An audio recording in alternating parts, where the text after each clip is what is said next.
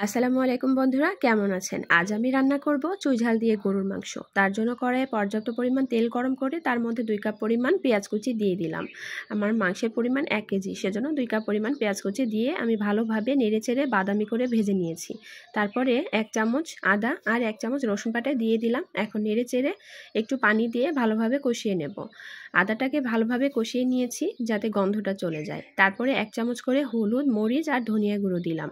মরিচের গুঁড়া আমি 1 চামচ পরিমাণ দিয়েছি, বেশি দিতে হতো কিন্তু আমি দেব না, কারণ আমি চুই ঝাল দিয়ে রান্না করব। আর চুই ঝালটা একটু ঝালঝাল হয়ে থাকে আর ঝাঁঝালো হয়ে থাকে, সেজন্য আমি 1 চামচ মরিচ দিয়েছি। তারপরে একটু পানি দিয়ে ভালোভাবে নেড়েচেড়ে কষিয়ে নিয়েছি। তারপরে লবণ দিয়ে দিলাম 2 চামচের মতন। এখন লবণ দিয়ে আবারও নেড়েচেড়ে মশলাটাকে ভালোভাবে কষিয়ে নিতে হবে। এরপরে আমি 1 চামচ পরিমাণ গরম মশলা বাটা দিয়ে দিলাম। আমি এখানে কয়েকটি সাদা এলাচ আর দারচিনি নিয়েছিলাম আর 2টি শুকনো মরিচ বেটে নিয়েছিলাম। এখন এই সব মশলা একসঙ্গে নেড়েচেড়ে আমি এর মধ্যে ধুয়ে রাখা 1 কেজি পরিমাণ গরুর মাংস দিয়ে দিলাম। এখন ভালোভাবে নেড়েচেড়ে মশলার সঙ্গে আমি মাংসটাকে মাখিয়ে নিলাম। নাড়াচাড়া করে এখন আমি ঢাকনা দিয়ে ভালোভাবে ঢেকে আস্তে আস্তে 15 থেকে 20 মিনিট কষিয়ে নেব। প্রায় 15 মিনিট আমি কষিয়ে নেওয়ার পরে একবার ঢাকনা তুলে নেড়ে দিয়েছিলাম, আবারও কিছুক্ষণ পর ফিরে আসলাম। এখন মোটামুটি মাংস আমার কষানো হয়ে গেছে আর অর্ধেক পরিমাণ সিদ্ধ হয়েই গেছে। এখন এই পর্যায়ে এসে আমি খুলনার বিখ্যাত চুই ঝাল সামান্য পরিমাণ আমি কেটে এভাবে দিয়ে দিচ্ছি। এভাবে লম্বালম্বি করে কেটে দিতে হয়। তারপরে আমি কয়েক কোয়া রসুন দিয়ে দিলাম এভাবে ছিলে। এখন চুই ঝাল আর রসুন একসঙ্গে নেড়ে চেড়ে আবারও মাংসের সঙ্গে আমি এভাবে মিশিয়ে নেব। চুই ঝালের পরিমাণটা বাড়িয়ে দিতে হতো, তবে আমি চুই ঝালটা খুব বেশি পছন্দ করি না, এটি একটু ঝাঁঝালো হয় আর আমার বাসায় যেহেতু ছোট বাচ্চা আছে ওরা খেতে পারবে না, সেজন্য আমি পরিমাণে কম দিয়েছি। এখন আমি ঢেকে দিচ্ছি আর 10 থেকে 15 মিনিট আবারও কষিয়ে নেব।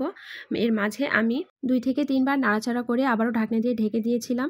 এখন মাংসটা প্রায় কষানো শেষ। এখন এই পর্যায়ে এসে 1/2 লিটার গরম পানি দিয়ে দিলাম আর নেড়ে চেড়ে আবারও আমি 10 মিনিট ফুল হিটে রান্না করে নেব। এ পর্যায়ে চুলার হিট কিন্তু ফুল থাকবে।